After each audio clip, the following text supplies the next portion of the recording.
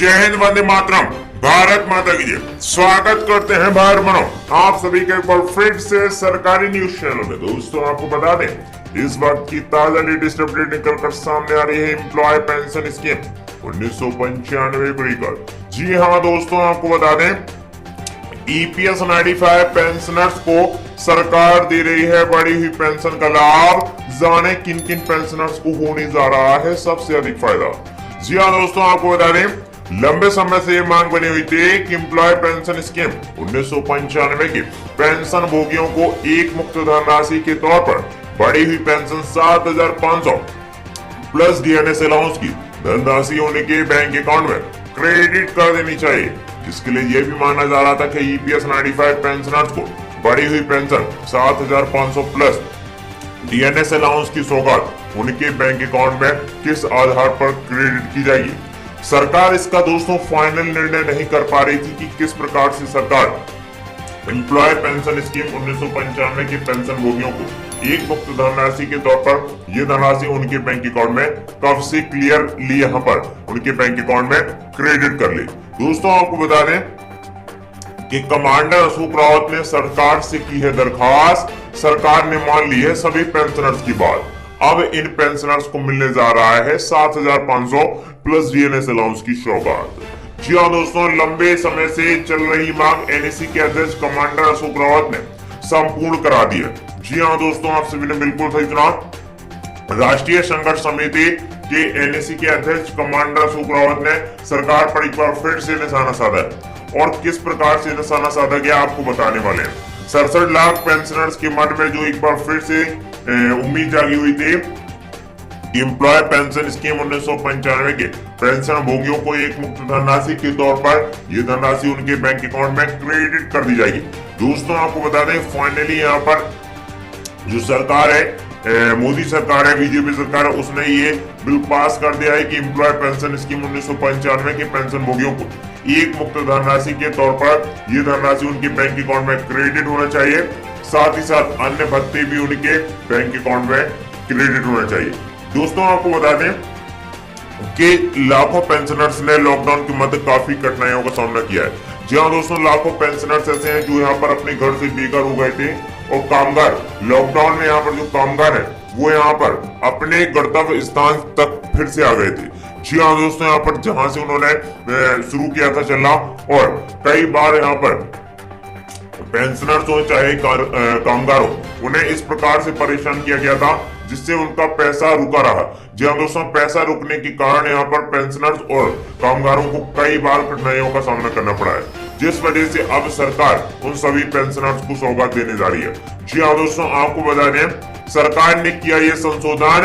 अब 75 रुपए plus DNS allowance के साथ साथ पेंशनर्स के बच्चों को भी मिलेगी 5,000 रुपए तक की आर्थिक सहायता। जी हाँ दोस्तों, आप सभी ने बिल्कुल सही सुना।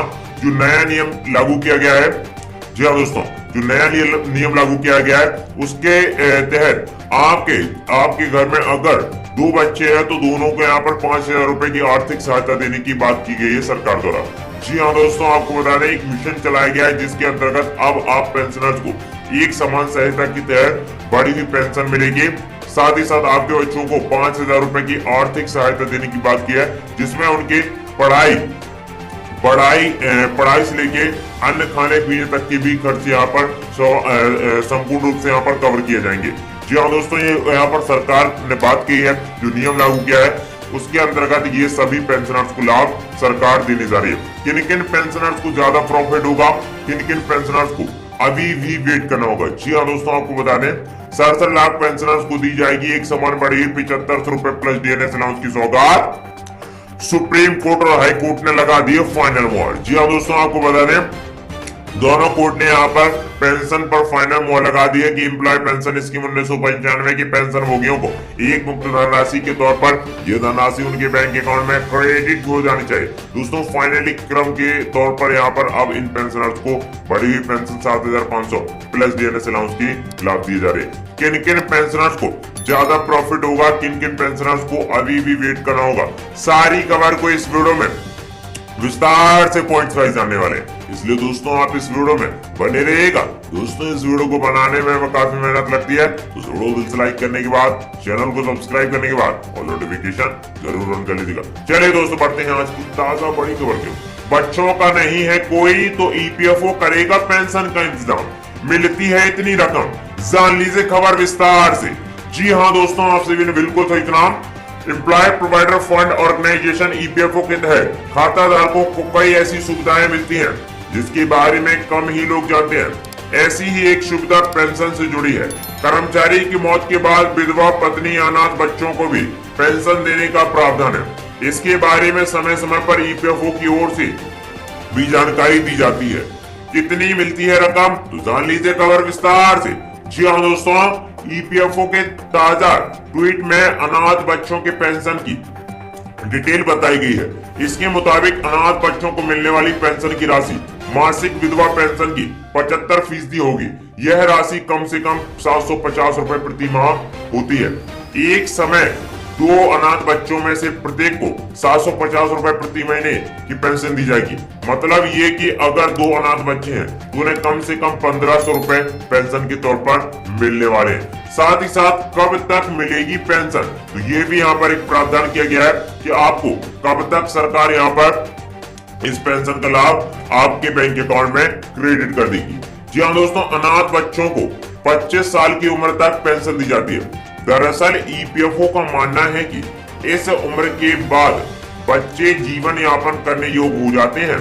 अगर बच्चे किसी अक्षमता से पीड़ित है तो उन्हें जीवन भर पेंशन दी जाती है। आपको बता दें कि ईपीएफओ की पेंशन स्कीम के लिए कर्मचारी की बेसिक सैलरी के हिसाब से कंपनी रकम जमा करती है। इसके तहत 8.33% हिस्सा ईपीएस में जमा किया जाता है। जी हाँ दोस्तों, आपको बता दें ये सरकार द्वारा नए प्रावधान किए गए। हाल फिलहाल में एनएसी के अध्यक्ष कमांडर अशोक रावत ने ईपीएस पेंशन बढ़ोतरी के लिए सरकार पर धक्का बोला है। जी हाँ दोस्तों, सरकार पर निशाना साधा है और इसमें यहाँ पर श्रम मंत्री भूपेंद्र यादव जी को एक ज्ञापन लिखा गया है। माननीय श्रम मंत्री जी, जब आपने अपनी शपथ ग्रहण की थी तब ये वादा किया था पेंशनर्स से कि सभी पेंशनर्स को एक मुक्त धनराशि के तौर पर इन पेंशनर्स को बढ़ी हुई पेंशन 7500 प्लस डीएनएस अलाउंस का सौगात उन्हीं के बैंक अकाउंट में क्रेडिट कर दी जाएगी। लेकिन यहाँ पर सालों बीत चुके हैं और इसका फाइनल क्रम नहीं बन पाया है कि एम्प्लॉय पेंशन स्कीम 1995 की पेंशन भोगियों को किस क्रम में यहाँ पर बढ़ी हुई पेंशन का लाभ मिलना चाहिए। दोस्तों आपको बता दें, सरकार ने यह निर्णय किया है कि जल्द से जल्द इस पेंशन के क्रम को बनाया जाएगा और सभी पेंशनर्स को एक मुक्त धनराशि के तौर पर ये धनराशि उनके बैंक अकाउंट में क्रेडिट भी कर दी जाएगी। ये इस वक्त की ताजा बड़ी खबर थी जो कि आप सभी को बताना बेहद जरूरी था। आप लोगों को कैसा लगा है कमेंट बॉक्स में बताने के साथ वीडियो को लाइक जरूर कर दीजिएगा।